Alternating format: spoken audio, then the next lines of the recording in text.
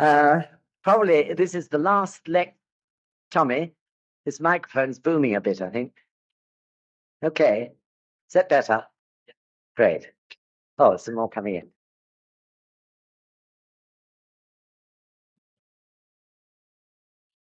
Okay. So this is the last lecture of this particular series of the introductory lectures to Buddhism. And it's on the history tonight. Those of you who've been here from the beginning, you've sort of covered the whole gambit in a way, starting with a lecture on the 10 worlds, then on Nam-myoho Renge Kyo, then on Gohonzon, the object of devotion, then on the human revolution and Kosen Rufu, and then on the practice of Gongyo, and finally the history to sort of pull it together. So how many people here have been through all that? Not many, I think. Well done. Thanks very much. Anyway, anyone who has been through the whole thing and feels, they've had enough of that, they can now move over to what's called Class 1 study, and you can get the details from your district leader about where that takes place and when. But that's the sort of next step, if you wish to do so. Those who have not done the whole series of 6 lectures, by all means, come back again next month when we shall start all over again with a lecture on the 10 worlds. Okay?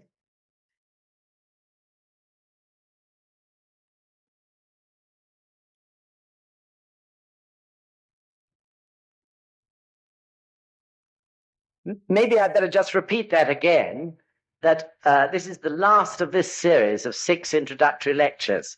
So people who've heard them all can happily go on to what they call study class 1, and your district leaders, whatever district meetings you're attending, can tell you where that is for your particular district. And those who haven't done the whole lectures, then please by all means come back next month when we'll start all over again with a lecture on the 10 worlds. You're most welcome, of course. So tonight we're going to talk about the history, and I want to divide that into 3 parts. First of all, the life of Nichiren Daishonin himself.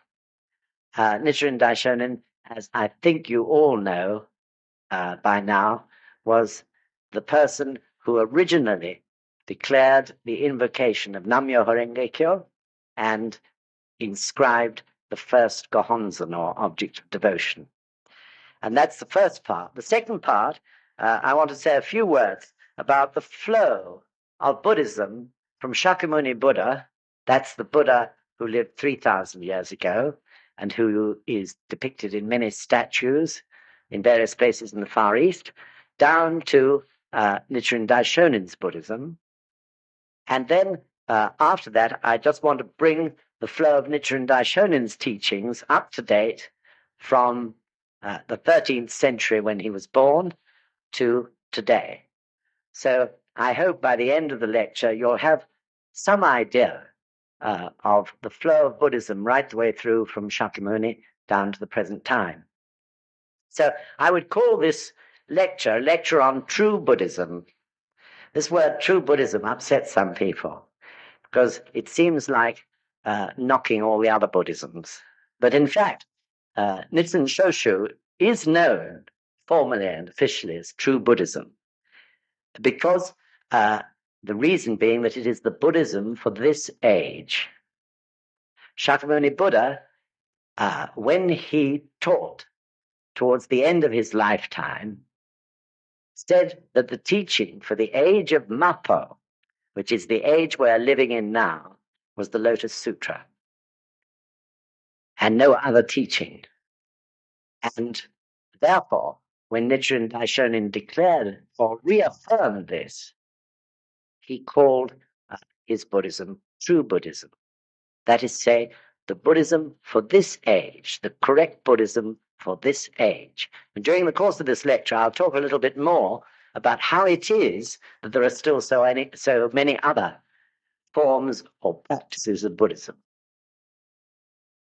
So Nichiren Daishonin himself was born in a village called Tominato That is in what is now known as Chiba Prefecture, uh, which any of you who know Japan or can visualize a map of it is at the southern peninsula on the southern end of Tokyo Bay, or southeastern tip or end of Tokyo Bay, not far from Tokyo.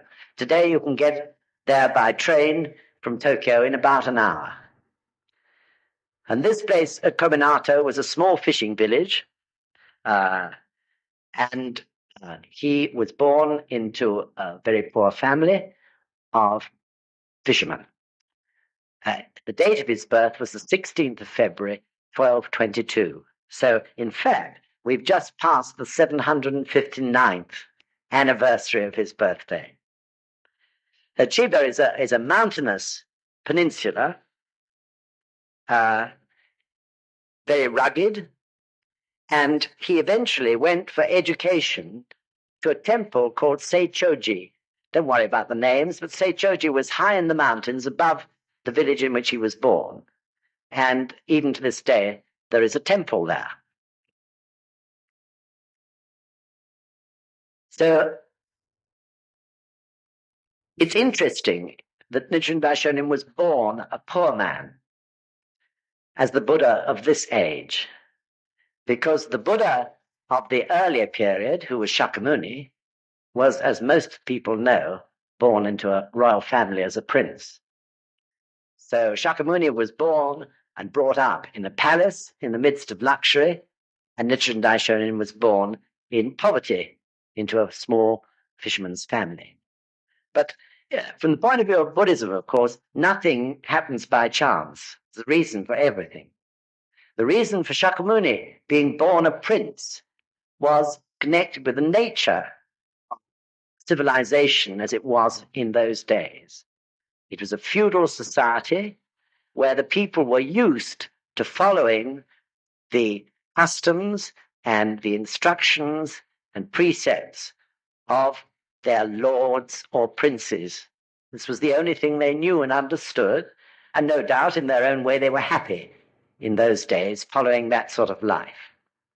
So Shakyamuni Buddha was born a prince, and as a prince had the greatest effect on the society of those days.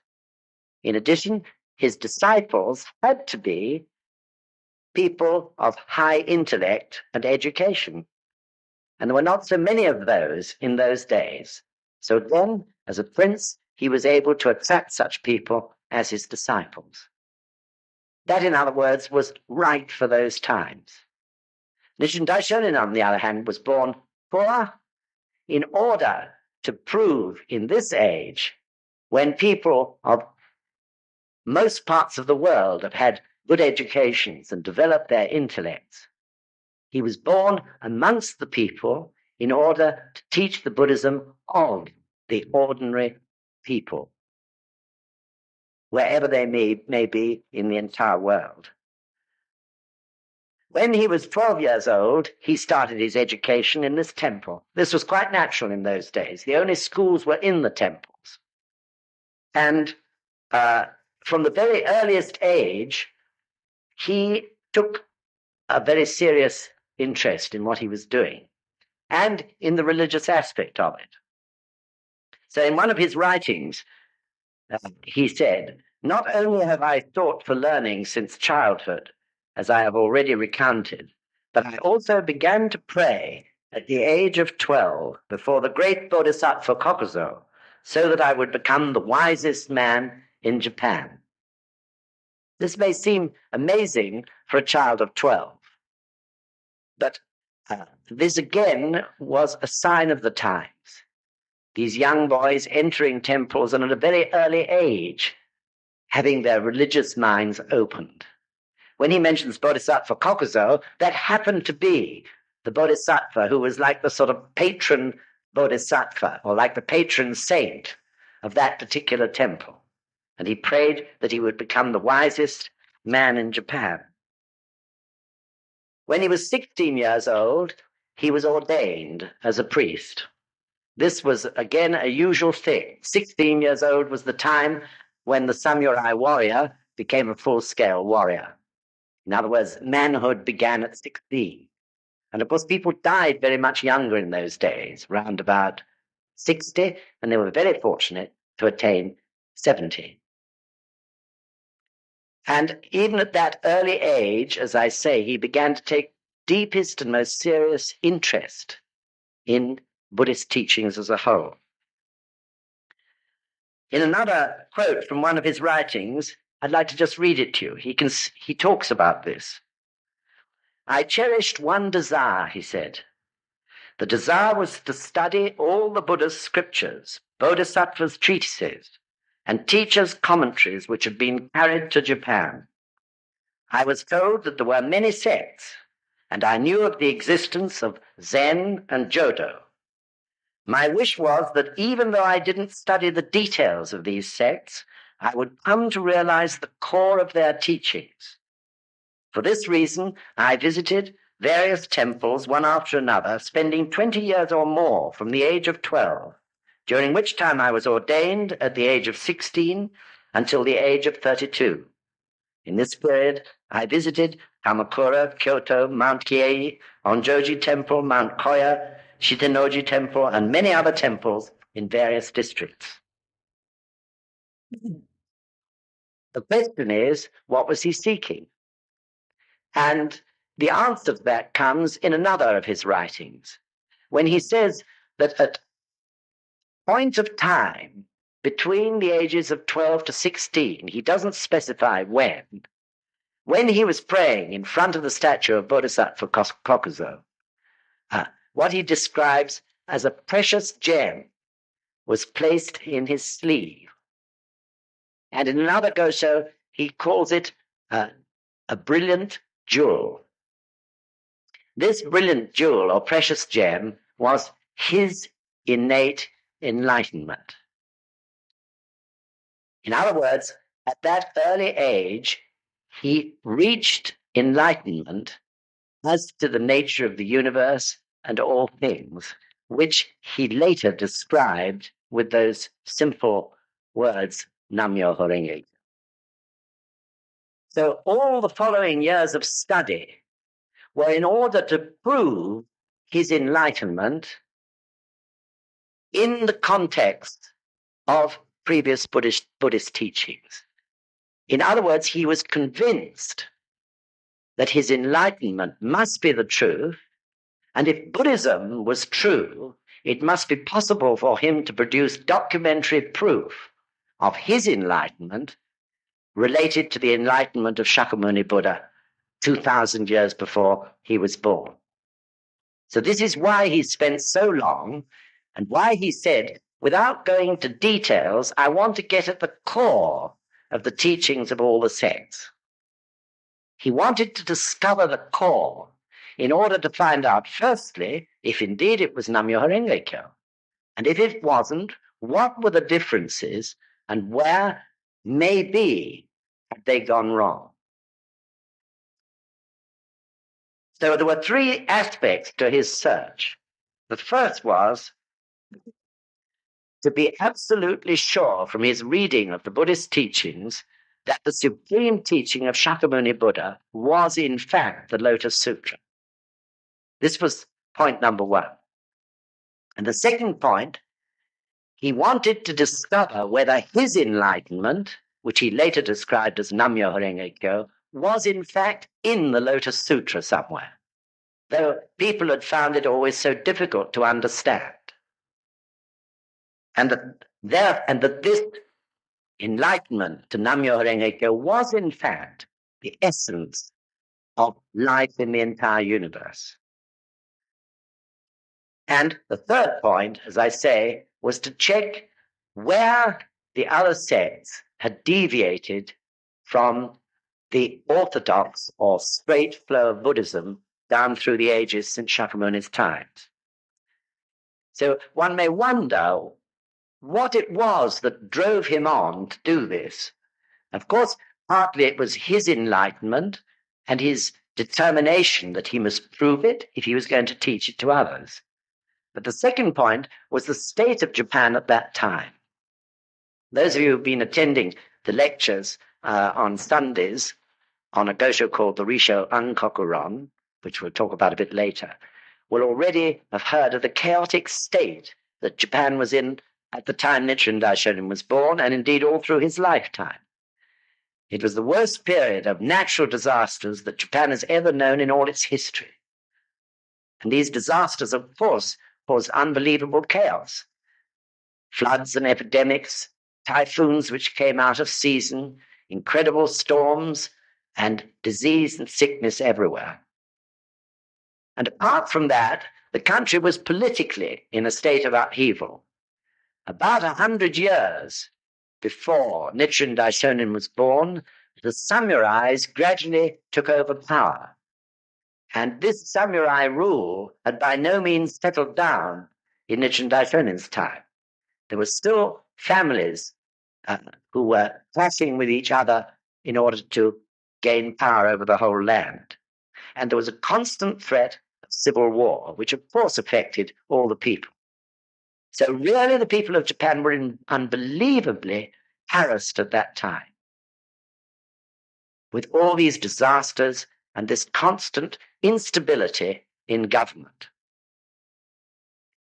Furthermore, of course, from Nichiren Daishonin's point of view, this chaos was proof that indeed this age called Mappo by Shakyamuni Buddha 2,000 years before had actually begun.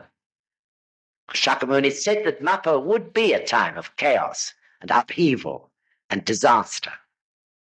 And he predicted that that time would begin about 2,000 years after he died. 2,000 years after Shakyamuni Buddha's death is round about 900 to 1000 AD. Nichiren Daishonin was born in 1222.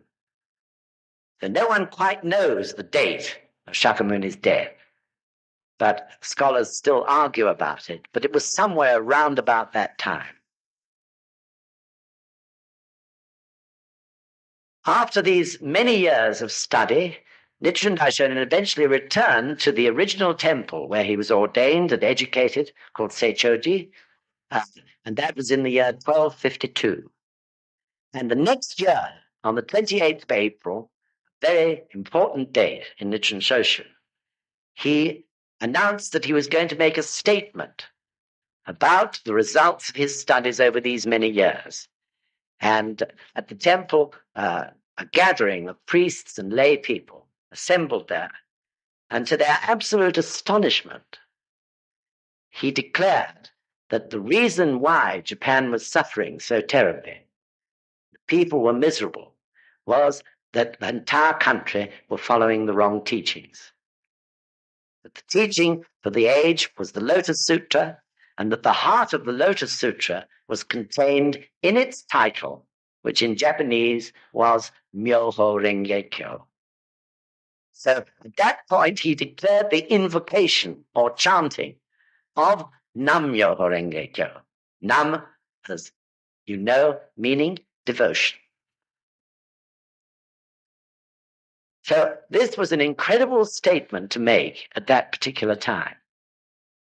And he knew that it would bring all hell onto his head, because the country was entrenched in the earlier teachings of Shakyamuni.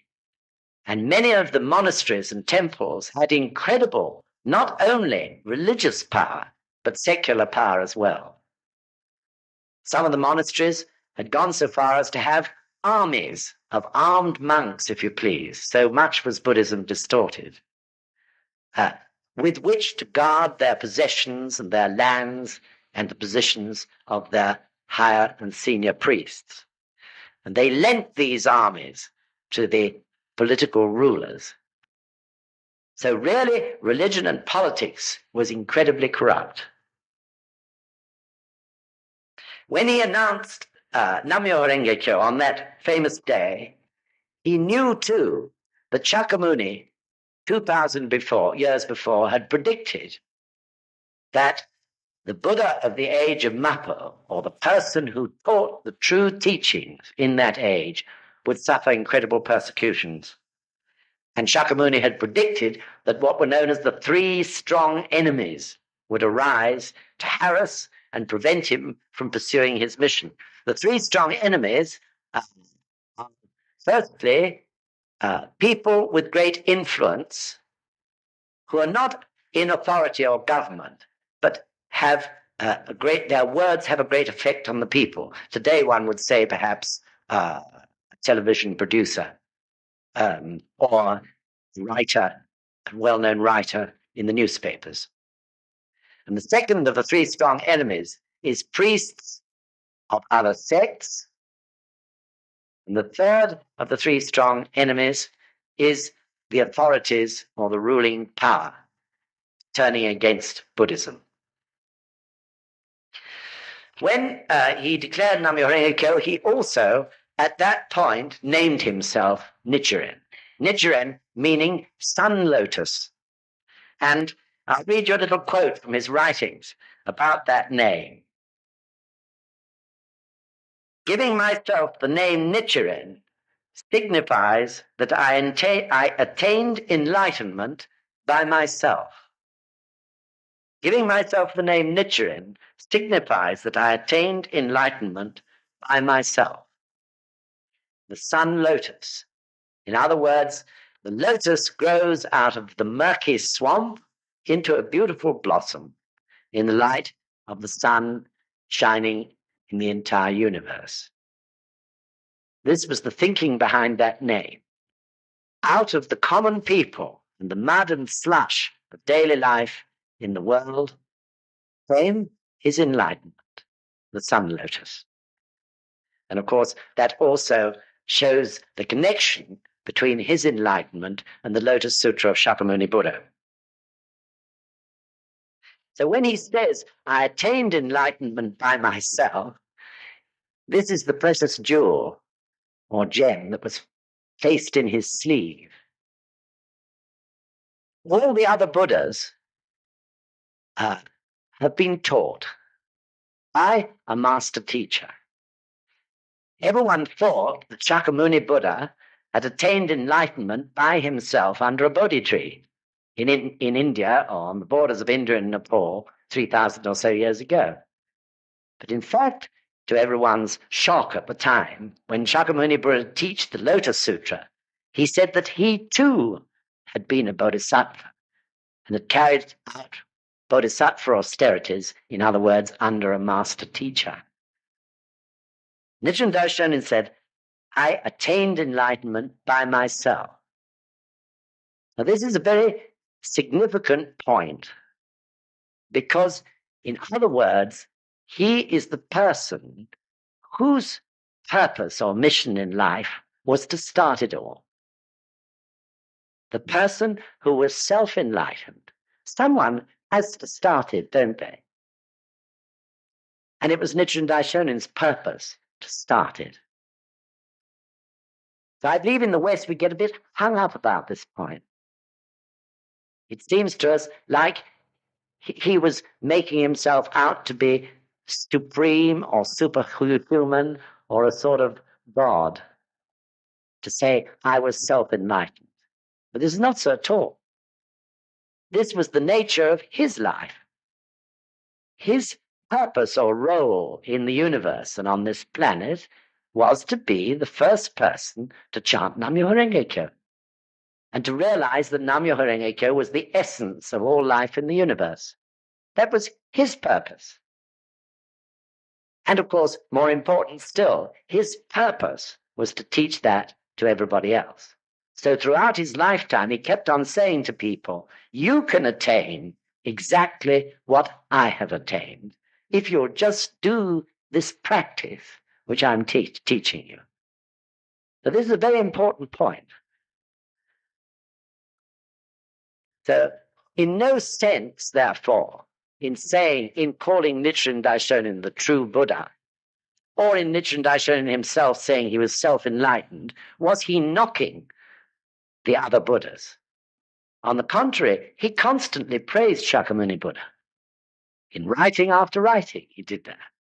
When he died, he had a little statue of Shakyamuni Buddha that had been with him ever since he was young. He asked the statue of Shakyamuni Buddha should be by his side when he died. Far from knocking him, he was totally conscious of Shakyamuni's important role in laying the foundations of something which he, Nichiren Daishonin, was then able to complete. He was self-enlightened, but to make any meaning in this world, he had to be able to prove it in the flow of orthodox Buddhism, which people already knew something about. So Shakyamuni's purpose was to enable Nichiren Daishonin to do that. And Nichiren Daishonin said there are three proofs which the true religion must satisfy. One is documentary or historical proof. The second is theoretical proof. And the third is actual proof in this lifetime. Each one, he said, is essential. And of course, this is correct. Even to this day, still there are many scholars in this world who do not understand the Lotus Sutra and therefore cannot understand the role of Nichiren Daishonin. Even at this time now, we're in correspondence with one or two university professors who are, I'm happy to say, really at last trying to get to the bottom of this fact, which is great. So this documentary proof that Nichiren Daishonin spent all those years preparing is what is enabling us even today in the UK and in many other countries of the world, of course, prove to the scholars that this is the orthodox flow of Buddhism. So after his declaration of Nam-myoho Renge Kyo, as expected through the predictions of Shakyamuni Buddha, persecutions began almost immediately. He had to flee at once from the temple, Seichoji, because the local lord and followers of various sects in the vicinity were threatening his life. And amazingly enough, but in his usual courageous way, he went straight to the center of government, Kamakura, where the samurai government of the day was in power. And when he got there, he began to teach or spread his teachings amongst the local people. This proved to be very important because in the process, he did in fact succeed in bringing to his side a number of officials in the samurai government of that time who were very important in protecting the teachings down to this very age. These samurai officials had, of course, some authority. And due to that, many of the writings that we are able to read and study today came down to us and were not destroyed or lost in the troubled times that followed. So anyway, the calamities and the misery of the Japanese people continued. And he therefore decided a few years later, to be exact, the year 1960, 1260, he published this thesis called the Risho Ankokuron, which we're giving lectures about at the moment every other month on Sundays. Risho Ankokuron means the security of the land through the establishment of the ultimate truth. The security of the land through the establishment of the ultimate truth. And in this thesis, he developed his argument, like someone debating, in other words, that the reason for the whole problem in Japan was that people were following the wrong teachings and slandering life itself, that they were not treasuring and respecting life. Therefore, life and their environment was turning against them. This is an amazing document, very exciting and very fundamental to Nichiren Daishonin's spirit and his mission. At the same time, he warned the government that unless they were able to somehow change the ways of the rulers and the people, definitely certain calamities would follow, one being civil war and the other being invasion by a foreign power. And as we'll discover in a moment, both those things in fact happened in the following few years. After he'd handed over this thesis to one of the most powerful men in Japan at that time, shortly afterwards, a band of people attacked his cottage and tried to kill him. They failed, although they set fire to everything that he had. But a little later, in 1261, the next year, he was exiled to a peninsula called Izu, a mountainous, barren peninsula, which in fact today is a very famous holiday resort. In 1263, the government pardoned him. 1264, he was again attacked, this time by the army of a feudal lord, which, at the instigation of the government and of the sects who opposed what he was teaching. During that attack, he was struck by a sword, and 2 or 3 of his followers died.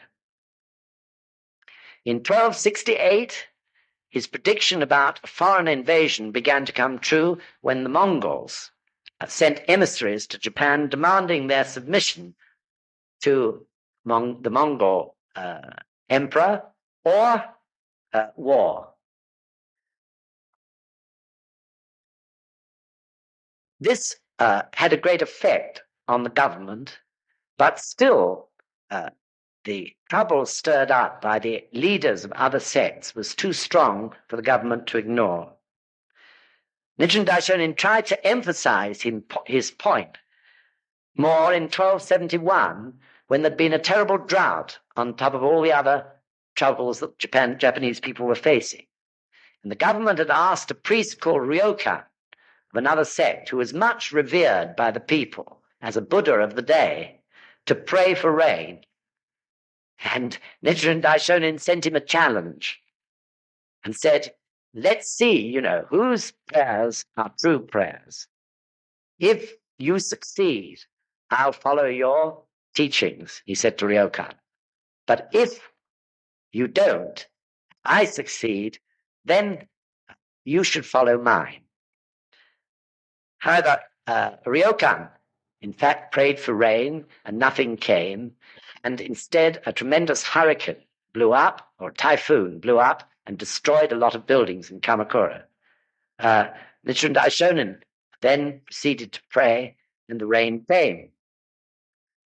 So in this way, he was showing his connection with the entire universe, which came to a head a little later in what is known as the Tatsunokuchi persecution. This arose in September 1271, when a man called Heino Simon, who was the chief of secret police, I think you could say in modern terms, of the samurai power at that time, arrested Nichiren Daishonin and took him to a beach in Kamakura called Tatsunokuchi with the intention of beheading him during the night. There were no proper charges or trial for this action, but I guess they wanted to get rid of him as quickly as possible. On the way down to the beach, there was a very dramatic incident, which Nichiren Daishonin himself describes in one of his writings called On the Buddha's Behavior. On the way down, he passed a shrine which was to the Bodhisattva Hachiman. Hachiman was one of the so-called protective deities of Japan and the Japanese people. And he said to the soldiers who were escorting him, I'd like to stop here. And he dismounted from his horse and went up into this temple. And to their astonishment, in a very loud voice, he began to chastise all the forces of the universe who were apparently doing nothing about protecting him or saving him in this incredible situation. He made a long speech and really reprimanded them and said that they'd broken their promise to Shakyamuni Buddha to protect all believers in true Buddhism. Soldiers were quite amazed at this. Anyway, he got back onto his horse and proceeded down with the escort of more than, I think, 200 or 300 samurai to the beach Tatsunokuchi. By that time, it was getting dark, And it was the custom in those days for such beheadings to take place during the night and before the dawn. Anyway, the story that then goes on to explain that at a point where Nichiren Daishonin was actually already bound and with his head forward, ready to be struck off with a blow of a samurai sword, what appeared to be a meteor or a comet shot across the sky and brilliantly lit up everything as it did so. And the soldiers were so terrified, superstitious as they were in those days, that they ran in all directions, their horses bolted, and there was absolute chaos. And Nichiren Daishonin was calling out to them, "Why don't you get on with the job?" he said. This is in his own description of the whole thing. And of course, they couldn't do so. They'd heard Nichiren Daishonin pray at the Hachiman Shrine. And to them, this was the answer to that prayer. Not only, of course, to them, but to Nichiren Daishonin also. Now, this incident is recorded in all Japanese history books and in the official records of those times. I don't think that we can recall any similar happening, except that some of you may have read a book about an amazing event which occurred in Europe in about the 1860s, when one particular summer's night, city after city in Europe reported to have been brilliantly lit up, even if only for a few seconds. And through this, they were able to track the progress of some object passing through various cities through Central Europe, and on it appeared into the middle of Siberia. This was the same thing. People reported that they were able to read their newspapers, so brilliantly was the illumination. And very frightened by it, wondering what on earth was happening. Maybe it was the end of the world. And it wasn't until, I think I'm right in saying, the 1930s, that an expedition went out into Siberia in order to see if it could track down where this comet or meteor or whatever it was ended. And amazingly enough, they found an area deep in Siberia where all the trees and the land was still scarred and charred, even after all those years, and where nothing appeared to be able to grow. So whether Nichiren Daishonin's saving object was similar to that or not, we don't know. But what we do know is that without a shadow of doubt, it happened. And as a result of it, people in those medieval times really became scared of Nichiren Daishonin. They didn't know what to do with him. They took him, first of all, to the house of one of the feudal lords in the Kamakura area, and then finally they decided the best thing was to exile him to an island called Sado. Sado is in the Japan Sea and is a small and desolate island, which, especially in the winter, even to this day, is incredibly cold and subject to storms and snow and ice and so on. A very, very desolate place. And for a long time, the government of Japan had used it as a place of exile, rather like Devil's Island. People were exiled there, and they were not expected ever to return. No one ever did, because if the weather didn't kill them, then one of the local people would do so in order to make use of the food of the prisoner. The government they had to send food to the prisoner and make sure that on the surface everything was correctly done. The local people were so poor and usually so starving that very often the food was pinched before it ever got. At other times, the people were actually murdered there. So Nichiren Daishonin, to the horror of his followers, was exiled to Sado in that same year of 1271. So this was a turning point in Nichiren Daishonin's life, because through the incident at the Hachiman Shrine and also at Tatsunokuchi Beach, he had proved his relationship with the universe as a whole. And he described this later as his turning point, or Hoshaku Kenpon, as it's called in Buddhist terms, when he revealed his true entity as a Buddha who was one with the universe. But I hasten to say again, this is nothing to do with being superhuman. because Nichiren Daishonin taught that we too can become one with the universe. And actually, even in the earliest stages of our practice, we get actual proof from time to time that in some way forces of the universe are protecting us and that our life is in rhythm with those forces.